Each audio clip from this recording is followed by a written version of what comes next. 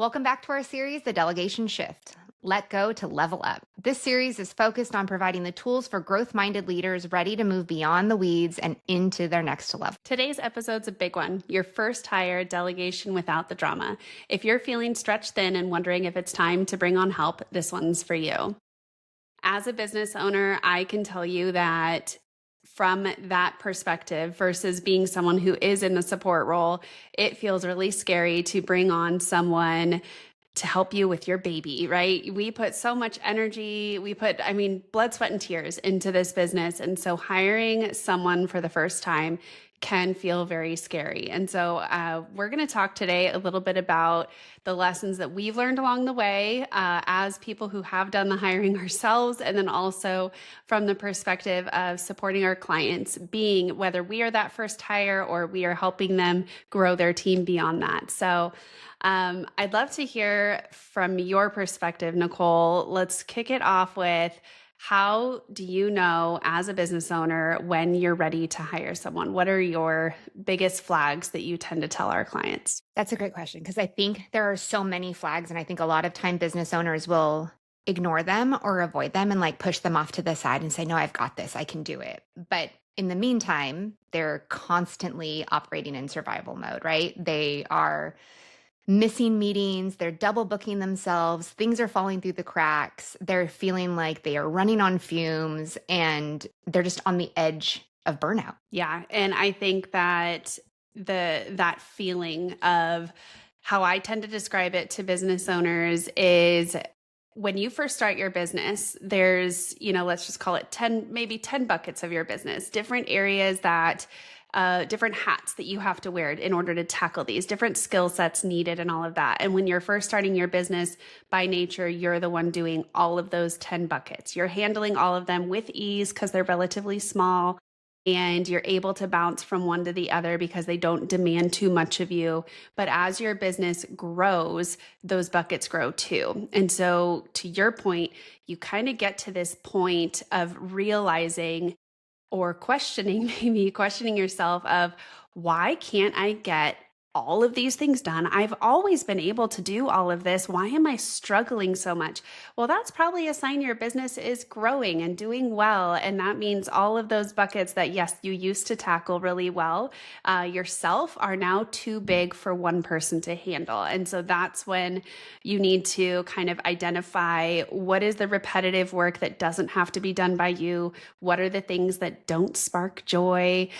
Those types of things. So really identifying, okay, now that I can see the result of all of my hard work, I myself am stretched too thin. So now what? Right. And like you were saying, like that's a sign that your business is growing. So at that point, you've almost hit a mark where you can't go any further because you don't have any time available to grow your business anymore. So you're at the point where you need to bring on somebody else to help you, because double the people means that you get more hours in your day, and you don't have as much on your plate because you're able to delegate some of that stuff off. Right, exactly. And I think that something that people need to also look at is, if your workload is big enough to fill an entire part-time or fractional role, then that's probably a good sign that you need to hire. And you probably have the revenue in order to sustain that hire. Like I said, even if it's fractional, if you're feeling like there's too much for you to get done in a day, then there's probably work for someone else to get done for you.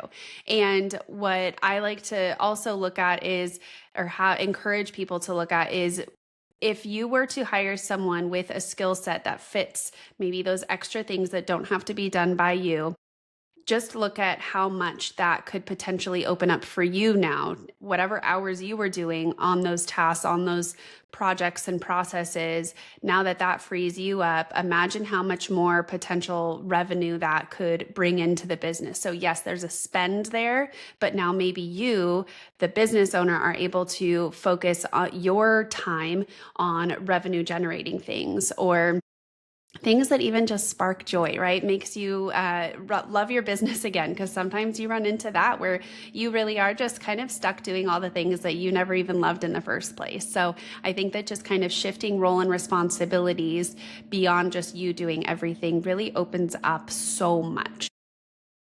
Right. And the ROI on investing in a fractional support person or even a part-time support person, in the end, you will see that ROI come in. And like you were saying, make a stop list. All of those things that you are doing that are taking away from where you could be growing your business further than where it is now, write all of those things down, because when it comes time to hire, those are the things that you're going to want to delegate first. Those are the things that you are going to list in your job description. Those are the things that you're going to make sure you have somebody who can cover those. And you're going to find that out by putting it on the job description and seeing if people are, capable of completing those tasks. Right. And I think that sometimes an exercise where you're laying out the things that you do that don't love, that maybe don't fit in your skill set, that is where your expertise is, really identifying what doesn't have to be done by you.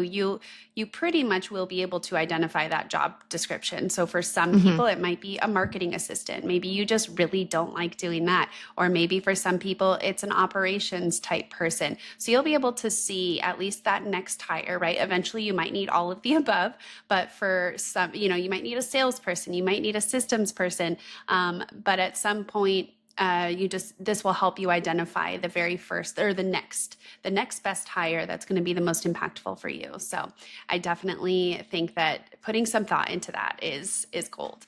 So, okay, I would love, so the next thing that we like to, or we tend to see clients run into, or the hesitation that we tend to see business owners have, is the part where they're afraid to make a mistake in their hiring. It is scary. It can be overwhelming. It can be vulnerable, right? Mhm. Because I think that when you are the one doing everything, you don't really have to share the parts that maybe aren't working well in your business. So it can feel scary to let someone in on that. It could feel scary because you don't know who this person is and how you're going to mesh well. Maybe you've never been in a direct leadership position before. There's so many things that feel scary. So let's talk about some of the most common mistakes that we tend to see.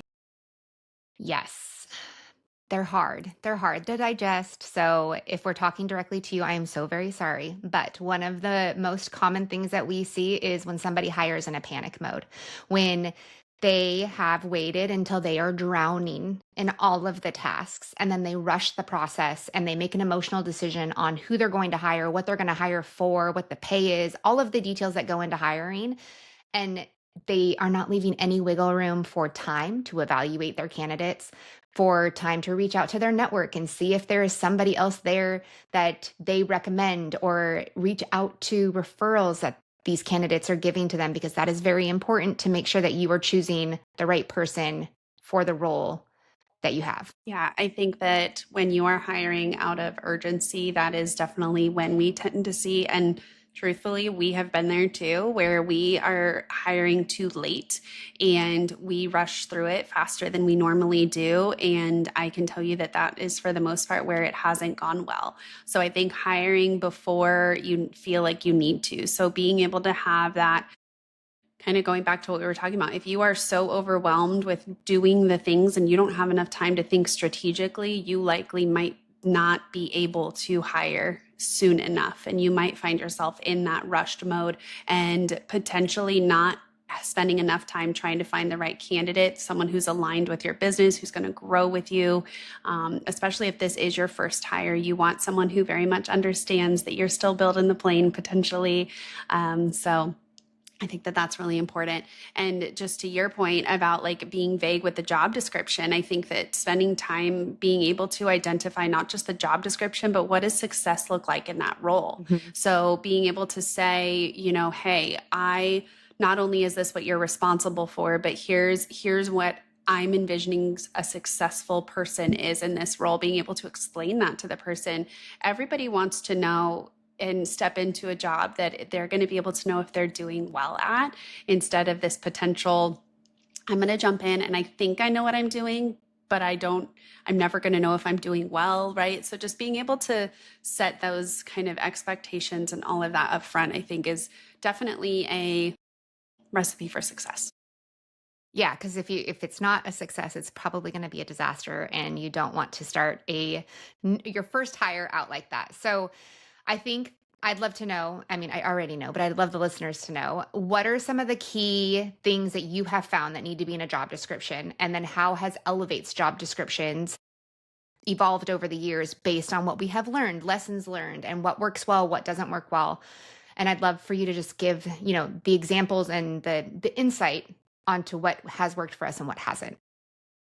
Sure. So I mean, I could go on and on about our entire hiring process, what we have learned along the way, but I think the biggest thing is being able to, I guess, have the job description. Again, what does success look like in this role? Be as clear as you can. We have, I mean, at this point, been told plenty of times that we are the most open and honest people that they have interviewed with, type of thing, because we really, really want to make sure that it's clear every step of the application process, what we're looking for. What are our core values? How do we operate? Does that align with what they're looking for?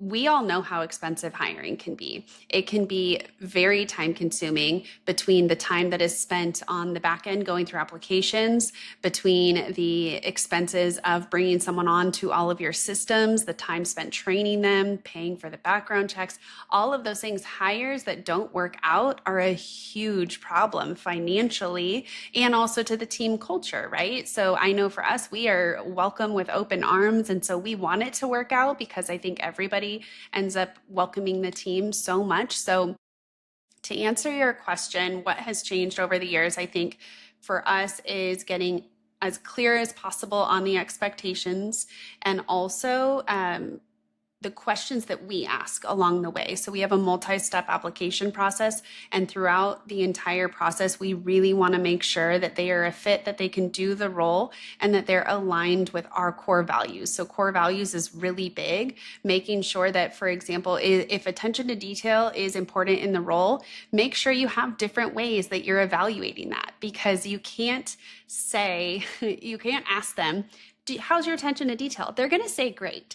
But are there ways that are in kind of throughout the process where you're able to see if they have attention to detail, if making sure that their work-life balance is there already, they know. So for us, for example, we all work from home. So we have various ways that we see how people are managing work and life at home. That's very important, because it can be very easy for you to lose track of time or not have your own personal accountability, things like that. So there are just different things along the way to make sure that this person is the right person for the right seat.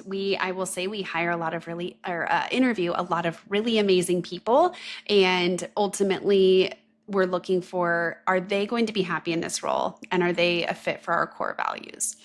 So I think that, I could go on and on about our application process because I love it. I think we've perfected it. We talk about it with clients all the time for them to adopt in their own businesses. So but I would say overall, those are the things that we've tried to change through the years. Yeah. Well, and I love that you mentioned like having clear expectations on the job description and not only letting the candidate know how we work. We're not just looking for how they work. We are letting them know how we work, because maybe we're not the right fit for them. And so that kind of leads me into the next thing that a lot of people forget on their job description is, if you don't know what you're looking for and you can't explain it, how can you hire for it? Because if you can't explain what you're looking for, there's nobody in this world who's going to be able to execute it. Yes. I think that is huge. I actually was just talking to a client this morning who is trying to hire an in-person assistant to complement what we do for him remotely. And he shared with me that one of the biggest lessons that he has learned is that they can't just hire nice people, that they have to hire people who are capable, because there is not a shortage of wonderful people in this world, but we are also all not made to do every role well. We are all strong in different skill sets. And so it's very important that when you hire, you are not just looking for a nice person. That, of course, is important, but I don't think there's a shortage of those applying to your roles, I'm sure. So I think that it's just really important to try to ask enough questions that you're able to make a confident enough decision that the person is the right fit for getting the job done. Because when you're hiring, we have to remember we're talking about hiring someone who's going to take over things you yourself might be doing.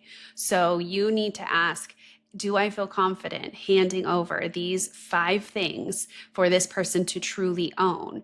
Not, do I feel comfortable having coffee with this person? So I think that that's just really important. And I mean, if you look at you and me, like a lot of people don't know our story. So I feel like maybe we should share this at one point. But when I hired you, I was purely looking for someone who could build this business with me. And at the time, you were maybe, what were you, my second hire? So at Yes. the time, I for sure was looking for someone to replace me. And so I felt confident at that point. Okay, she can do exactly what I've been doing in these areas. I can pass that over with confidence. And out of that, not only has the business done well, it has been a great hiring decision for the business, but you and I have become such good friends. So that's a Mm-hmm. bonus. But Right. if I just hired you for the friendship piece and you weren't doing well in the business, then in the end, your friendship wouldn't have survived either because there would have been some sort of, you know, I don't know, disengagement in some way. And Right. so I think it's important to hire nice people who you know can do the work. Right. Right. Because you're building a business. You're not building a friendship Mhm. club. You're not building anything like that. Like you said, like if you get a friendship out of it, you've won the lottery, right? But you have to look at your business first and foremost. You need somebody who's going to step in there. And I said it at a conference that Ashley and I went to a while back, but Elevate is Ashley's baby.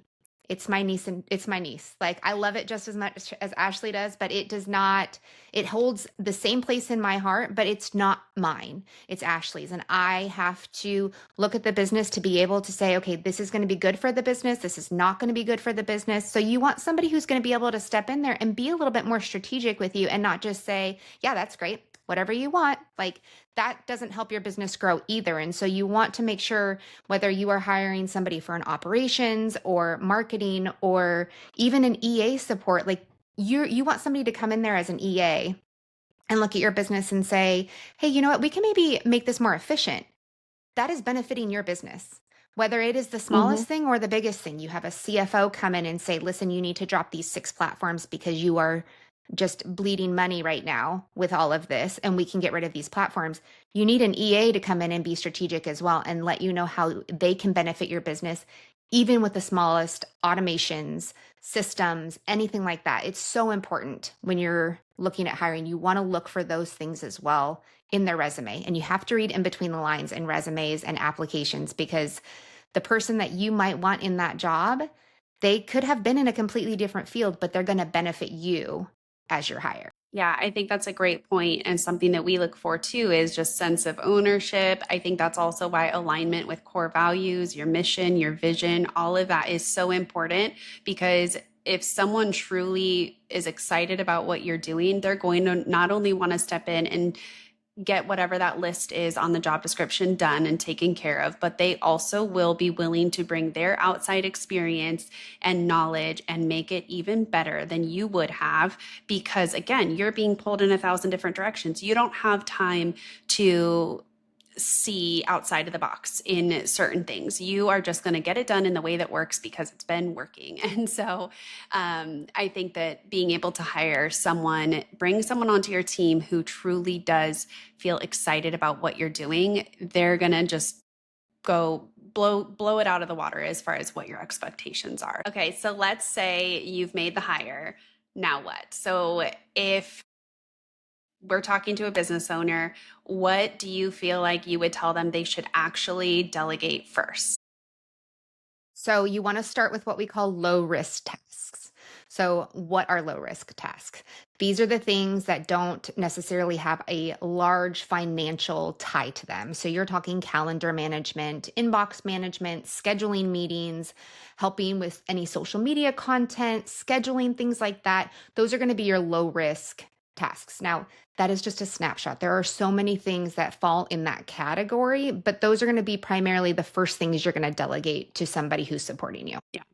I think that being able to identify the high priority tasks that will give you time back immediately, you'll feel the win. And so will Hmm. they also, right? We all love the feeling of checking something off the list or just that what do they say, like a dopamine hit. So I feel like we all love that. We all love that feeling of a sense of accomplishment in some way. And so I think also too, you want to, because sometimes I think people don't realize that, yes, as much as you want them to jump right in and hit the ground running, they absolutely can to a certain extent. They are still new, right? You know this Hmm. business inside out, upside down, sideways, all of it. You know everything about it. You don't have to refer to anything, you just know it. They still are referring to things. They still need to know things about how things work, who all these people are in and out of your business. So there's just still a lot of learning that they have to do. So in order for to set them up for success, I think that it's really important to give them things that they can take on pretty quickly while they're absorbing all of this other information. So that's always something that I like to remind people of too. Yeah, absolutely. And part of these things that you are delegating to them, remember that you're delegating outcomes, not necessarily tasks. You want to make sure that you are being very clear on what you want the outcome to be for the tasks that you're sending to them. So instead of saying, I want you to clear my calendar. Okay, well, several different people can look at that and say, okay, I'm canceling everything on your calendar, when in fact, you just wanted to clear your calendar of anything that was non urgent meeting or that was not, revenue driven. But you have to be clear. The new EA or the new hire that you have, like you said, they're brand new to this. They may have done this task in the past, but they've never done it for you. And that is the difference. They don't live in your head quite yet. There will come a time where they can anticipate what your needs are and they know what to do without even asking. But you're going to need to give them support. You're going to need to give them feedback. You're going to have to be open to them asking questions on a regular basis in order to get the desired outcome that you want, because you have an expectation of what you want your calendar to look like. So you need to be clear and open to teaching somebody how you want your calendar to look. Yeah, I love that reminder. I think that it's really important, again, to just explain what success looks like, especially as Hmm. someone's getting adjusted. We just don't know, especially like I've personally found the marketing side of things to very much be, I know that I have a difficult time describing what success looks like. And so I just have to set the tone to say, hey, I'm really bad at explaining this. Here's what I know. And why don't you take a first stab at the draft and then we can talk through it. And usually that at that point, I can verbally give my feedback in a voice memo or a Loom video, whatever it is. And then we get there. And then as we start working together through it, I definitely feel like the feedback is better understood, or the vision that I have is better understood because they start to just get to know me a little bit. So it's also okay if you don't know exactly, but tell them that, right? And then Right. set the tone for an opportunity for a point of feedback. I think that that's really important. Right. And I think that having that open communication in the beginning and always, not just in the beginning of a partnership with any hire that you have, but just having that open communication where they feel comfortable coming to you with feedback and you feel comfortable giving them feedback. I think that that's really important when it comes to building any relationship in any business, because if you're afraid to go to somebody and say, I need to ask a question, then you're not going to get the answer. And then assumptions are made. And then that's a whole other episode. But you want to make sure that you have that open communication and those lines are open for any questions. Yes. Yeah. And the last thing that I really want to mention is make sure you're not, when it comes to delegating to someone new on your team, don't just delegate all the things that you hate doing. I know it's tempting to get rid of all of those, what you feel like are low hanging fruit, and you just would rather spend your time doing something else. Of course, there are parts of that that make sense, but we want to make sure that when we're delegating, we're doing it strategically, intentionally, and again, setting them up for success because it then sets you up for success. Exactly. Now, earlier you mentioned when we were talking about our hiring process and the jobs description, and you talked about onboarding. So Onboarding, I believe, and I know you feel the same way, but that sets the tone for your new hire in a business. Let's talk about what to start with onboarding and how do you get your new hire set up in your business and set up for success? Yeah, that's a great question. And also something that we have perfected along the way. And we still are. Every new hire that comes in, because they're coming in with a fresh set of eyes, they know nothing about the business beyond what they see online. And we tell them from the start, please, as you go through your onboarding, if you see something that doesn't make sense, please let us know, because sometimes we are updating things and changing things and it just never makes its way to our onboarding guide Mm-hmm. and things like that. And so that also is really nice for us to be able to always be improving and calling out flags with a fresh set of eyes. So we do request that from our team, our new Right. hires. So what we have created is we call it our welcome packet. So it is a list of to-dos. Again, it lists our mission, vision, and core values. So that way that is first and foremost what they get familiar with. And then we actually have a list of, things that they need to walk through or to get into, I should say. So we have all of the logins that they need, all of the training materials. Again, we talk through what the expectations of the role are, what they can expect for communication, not only with me, our leadership team, also our whole team, how all of that works. If you imagine for us, for the remote environment, it's like that first day in the office when you're being walked around and kind of shown where everything is. We spend some intentional time doing that, and then giving them the resources to be able to kind of go through on their own in that first day. And then we actually have an entire training process that we've built out. Again, that's probably something we can talk through in detail in Mm-hmm. another episode, but I feel like that is something that I have gotten lots of compliments about from our new hires, where we call it our pillar training. There's 3 different pillars. They do kind of the foundations of Elevate, and then we do client facing and then team facing, different pillars, where what that means is they go through each pillar learning the details of that. And they're watching recordings, they're reading through things, but then at the end of each one, we have a fun little quiz, a knowledge check, not graded or like anything like that, but it allows us to provide clarity to them where they maybe might have gotten some questions wrong. So where do they need support and clarity on that, because we fully understand it's a lot of information to intake. And at the end of after the quiz, we also then have a one-on-one. So different members of leadership meets with that person. So it's also a chance for them to meet other people. And in between, as they go through that information overload, they can ask a lot of questions, which is really important for us. So I feel like we've put a lot of thought and time and all of that into the successful onboarding of a new team member, because we have realized how important it is. Right. Yeah. I feel like our onboarding process is just, it's amazing. I mean, I'm speaking for myself. I think it's an amazing system that we have all set up. But really, I mean, setting up our team members for success is going to set our clients up for success, because our clients are the ones that we're serving, right? And we're supporting them. And that's who we want to make sure has,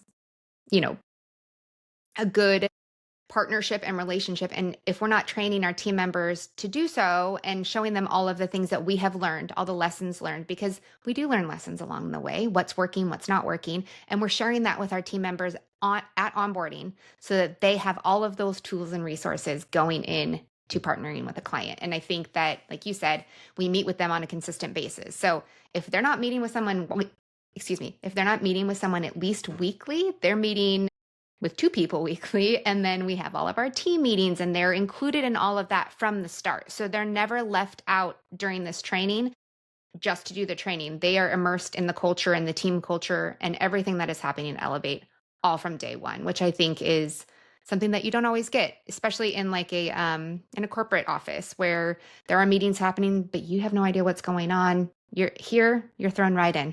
You're welcome to the pack, essentially. Let's get Yes. started. So Yes. I mean, and then all of the SOPs that we have and the recordings, there's so much context that they get to go over. And like you said, it can be information overload. However, they have it, and it's available to them even after they're done with their onboarding process. It's something that they can review and look back at later on in case they need a refresher. And it just makes, I think it just makes it easier all the way around because we answer a lot of the questions that they might have once they start with a client, well before they even are partnered with somebody to support them. I think that just being able to finagle things as you go and realize like we all set a process, so we'll use this hiring example process, and we all will just make it how we feel like is the best fit, and being open to hearing from team members what worked and what didn't, what felt like a lot versus what felt smooth or things like that, and being willing to pivot it as needed, just as you would every other part of your business processes, I think is really important.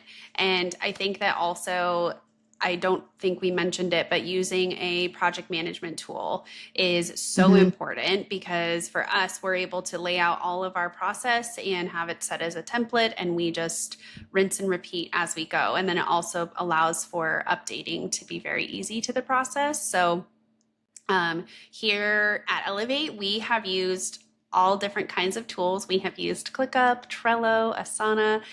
We currently live heavily in ClickUp while we still use Trello for some stuff. And I will say that has been great. And I just want to talk a little bit about, just the fact that you can pivot, you can change, what was working now isn't. And so you can, change the platform. So we moved from Asana to ClickUp because Asana at the time just wasn't working for what we needed. And we really needed to be able to, try something new and address the gaps that we noticed. And not just that we noticed, or I noticed, stuff that we were getting continuous feedback from the team. So I wanted to kind of along that same lines of building a culture of clarity, right? So the feedback that we get from the team, the clarity that we get as a collective group is really big. So tell me a little bit about why you feel like we are so passionate about clarity. Clarity reduces so many things. It reduces assumptions, because if you're assuming something and that's not what they had in mind, then you're going to have to redo your work. So clarity reduces assumptions, it reduces rework, it reduces extra cost, it reduces confusion. And if you start that clarity process from day one, it will continue throughout the duration of the employment or the partnership, whatever you have going on. But clarity is key in anything that you're doing. Yeah, I agree. I think that for me, when it comes to the topic here that we're talking about with hiring and bringing in what clarity looks like, there is going back to what we said, you have to be able to define what done looks like. You have to be able to say, this is what success looks like. I think you mentioned the calendar, for example. It's like telling someone, go order me dinner. Exactly. I don't know. Tell me more. I need to know if you have allergies or what you're in the mood for, or do you want Mexican or Italian, and where do you even like to go? What's the budget? I have so many questions. So I think don't leave it up to interpretation and guessing. I think being able to explain to people a little bit, whoever you're delegating to, whoever you're bringing on to support you and your business, you have to be able to say what success or done looks like. So don't just tell them to get you dinner. Tell them a little bit more.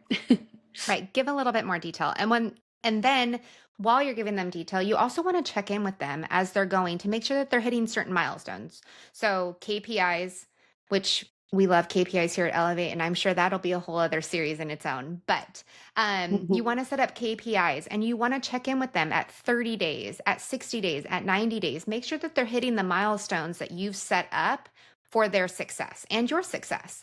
And you can use the project management tool for this, and you can lay out the milestones, any sub milestones that you have, mini milestones that you have that go along with the major milestone. And that way you can, 1, see it, 2, you can track it, and 3, everybody has visibility on the milestones that you're doing. Here at Elevate, like Ashley was saying, we meet with our new hires on a weekly basis. And then once they have onboarded and they are supporting a client, then they have an account manager who is checking in with them on a weekly basis, whether that's via Slack or Voxer. They're having face-to-face meetings at least once a month. And it's just that constant communication and making sure that things are going well so that you don't run into an issue where you can't fix it, right? You want to catch any gaps before they become holes. You don't want to get to that point. So having these often check-ins allows to catch any of the gaps that you're having or roadblocks that they're facing well before they become anything that's not fixable.